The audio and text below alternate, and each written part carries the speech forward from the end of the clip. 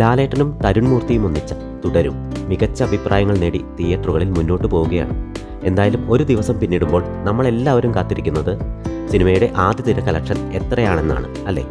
തുടരും മൂവിയുടെ first day collection 5 കോടി പിന്നിട്ടു എന്നാണ് ട്രേഡേഴ്സ് റിപ്പോർട്ടുകളിൽ നിന്ന് മനസ്സിലാകുന്നത്.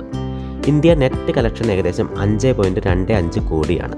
പക്ഷേ ഫസ്റ്റ് ഡേ തിയേറ്റർ ഒക്യുപ്പൻസി നോക്കുമ്പോഴാണ് കൂടുതൽ രസം. ഇന്നലത്തെ ആകെ ഒക്യുപ്പൻസി 62.27%. പക്ഷേ രാവിലത്തെ ഷോസിന് 48.77% മാത്രമായിരുന്നു ഒക്യുപ്പൻസി.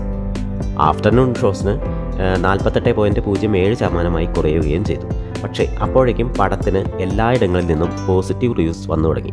അതോടെ കളി മാറി.